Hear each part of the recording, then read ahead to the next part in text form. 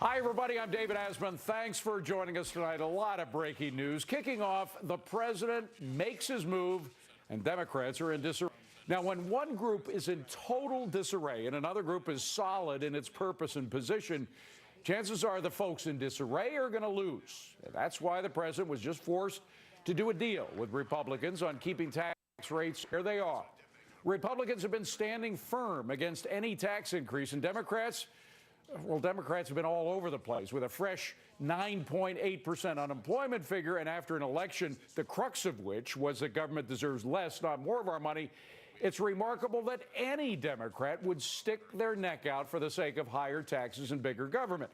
No matter how it's dressed up, that millionaires and billionaires class warfare rhetoric still comes across as kind of cold soup to the electorate. It's not going to do anything to heat up the economy. Folks want jobs, not rhetoric. And they don't see more jobs coming from a richer government. Even some Democrats are tiring of this routine, as witnessed the president earlier tonight. As Scoreboard predicted last week, the weekend vote follies in the House and Senate for raising taxes were a total failure and a colossal waste of time, and the president even spoke to that point earlier. The president seems to recognize this, which is why he now appears prepared to trade with Republicans on the tax issue. But he's still being bombarded from diehard feed the government more money politicians like Nancy Pelosi and Chuck Schumer. They're still trying to arm twist the president in some kind of tax increase. But the president apparently realizes that negotiating a deal with Republicans could win him the first bit of political momentum since the election. That would not only be good for business in this country, looking for a clear direction from D.C., it would also be good for the president, allowing him to appear as a political equal to Republicans instead of a loser desperately trying to play catch up with the winners. Perception is important to this president, and chances are he wants to be perceived as a winner rather than as a sore loser. But what about you, the American people? For the latest on all these moves, let's bring in Angela McGlowan. She is a Republican strategist, and Doug Schoen, he is a Democratic strategist. Both are Fox News contributors, and Fox Business's John Stossel with some overall perspective on what's happening in this country. But Doug, first to you, who's the winner and who's the loser in all this? Well, the American people are the winner. This is a rational. But politically? Politically, I think that the Republicans get more benefit than the Democrats. But let's be clear, your rant is exactly right. The Democrats pulled one out of the fire here, because if they had stuck to their position, it was a stone-cold loser. And you're saying the Democrats, they are not in agreement, as I mentioned in my rant. They are in disarray. There's some Democrats. In fact, I don't know if we have that soundbite from the president's speech, but he spoke about symbolic battles. Let's see if we can play that soundbite and then get Doug's reaction. The American people didn't send us here to wage symbolic battles or win symbolic victories. They would much rather have the comfort of knowing that when they open their first paycheck on January of 2011, it won't be smaller than it was before. We weren't sent here to fight symbolic battles. When I heard that, I was thinking he's talking about Nancy Pelosi and what she did last week. He absolutely is. He is basically saying, look, I'm not going to fall on a sword for Nancy Pelosi and the Democratic left. Did that in the election. We saw the results. And right now we got to get back to business, which is the business of running the government, holding the line on taxes, and offering business a real chance to succeed. Well, Angela, I went to Doug first because I'm avoiding having to say that I was wrong, because you said the president was going to do exactly what he did today. I was resistant to that idea because I thought he was more of an ideologue than that, but he is moving to the center. He is moving to the center. I've always said that Obama's a great politician, a poor administrator, and he's taking a page out of Clinton's playbook to move more to the center.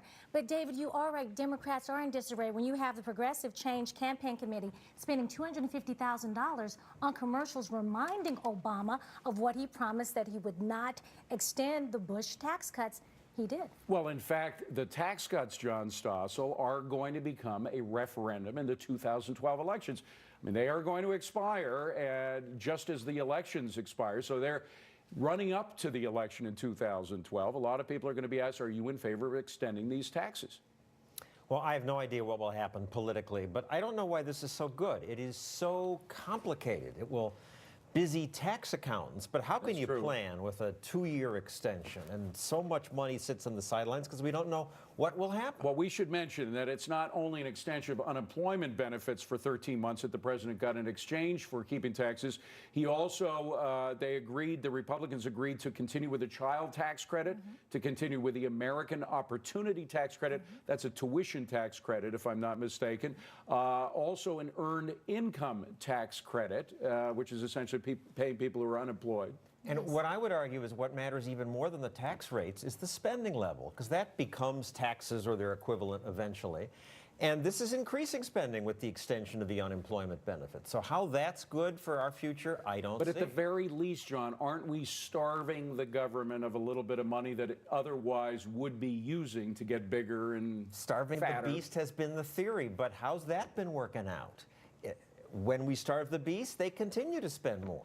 Yeah. Well, and by the way, there are a lot of deficit hawks, some of whom wrote the Moment of Truth, the report of the National Commission on Fiscal Responsibility and Reform, who are going to say this is going in exactly the opposite direction. Government is going to be spending more money for which it doesn't have. If the president has started to move to the center, David, and is willing to consider compromise with the Republicans and do what 11 of 18 members of that commission said we need to do, which is to increase taxes a bit, cut spending a lot more, then we're heading in the right direction. Although, John, in fairness to the commission, one thing that they specifically said is that you should reduce, we now have 3 tax rates. They said cut that down to 2 tax rates, lower the top tax rate down from what it is, and get rid of a lot of the tax exemptions that we now have. Wouldn't that be a good thing? And isn't that a little bit of what the president is talking to here? Maybe. The big one is getting rid of the mortgage deduction. I don't hear any politician having the courage to push that, and that would be... Why not? It's so good. Because, as you mentioned, you don't know anything about politics. Politically, it won't happen. Cutting spending, this is what should have been done, David. Eliminate the alternative minimum tax. Increase the tax holiday for employees and workers at 14.3%. Eliminate the state tax. Those are things that we can do that would be far-reaching. David, there is an elephant in the room, which no one talks about. That's Medicare. The only way to balance the budget is to reduce spending on Medicare. No one's talking about it. That's where the savings are, and you're not going to hear anyone in the next 2 years. But it's not just Medicare. It's Medicaid and Obamacare, and how that is going to affect Obamacare isn't part of it. Medicare and Medicaid absolutely are. Well, let's look at all the entitlement programs. If we're going to look at Medicare and Medicaid, let's look at everything across the board. I mean, we have to cut the fat. Bottom line, though, John Stossel, is the fact that we want smaller government. That's what the American people were saying in the last election, unless I totally misread them. We want smaller government. We think we are feeding the beast enough. They don't deserve more of our money. And yet what we didn't hear today was an example of how the government's going to be cut, specifically. Right. They don't want to do that. And even the Tea Party polls show we want smaller government, but I like Medicare. And there's no talk of what they could do, which is to get rid of the Department of Education, since on the federal level you don't need it. $100 billion. HUD, get rid of it, $63 billion. Get rid of the war on drugs, $46 billion, and agricultural subsidies, $20 billion a year, and horrible distortions. Department of Energy, useless subsidies, $17 billion. That's our only hope, plus Medicare. Now, our only hope, Doug Schoen, are ideas that you once accused me of being a radical in exposing. Right. Because what we really need is an overarching sense of purpose. It's not just cutting government.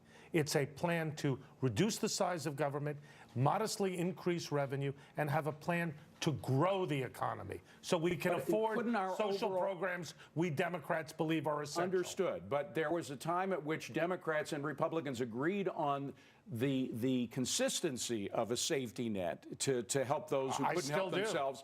That did not include the Department of Commerce. That did not include an education department, which has made people's education standards worse, not better. That did not include an energy program. With Ted Kennedy. Child left behind. The Department of Education was started under Jimmy Carter, as was the Department of Energy. Both of those have not done what they said they were going to do. Department of Energy was supposed to get us off of foreign oil. It's the opposite. Department of Education was supposed to raise learning standards. It's been the opposite. And you know what? If Race to the Top works to do what it's supposed to do with national standards, we'll be a lot better off. If we develop alternative energy, we'll be a lot better off.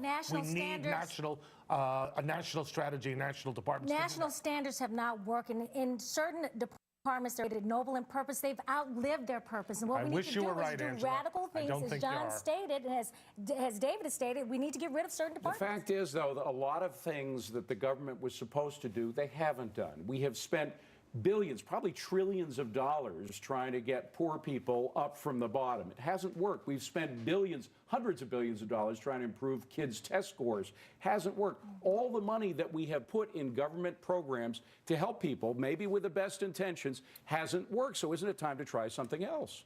Or to stop trying all these things that don't work. I mean, what grows an economy, what creates jobs are simple and understandable rules everybody understands, and predictable rules. So you know what's going to happen in 2 years.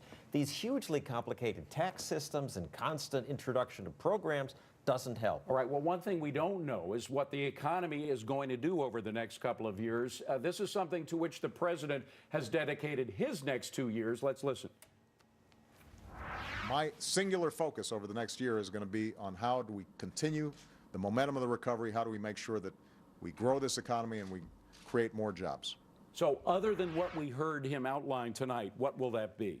I don't think we know, David. I mean, it is absolutely clear to me that he's been completely vague about what we're going to do to grow the economy. We don't have a strategy. Is he going to try another stimulus, do you think? I don't think there's any chance of that in the world. Not at all. Not at all. I don't think that he's going to try another stimulus. I think he's going to work with the Republican House, and I think that he's going to work with the moderates. But not to do what you and John said. He's not going to try to disassemble the Department of Education, Commerce, or Energy. No, and he's not going to make the tax cuts permanent. So how much of an improvement can we have in the economy with that huge overhang of big government?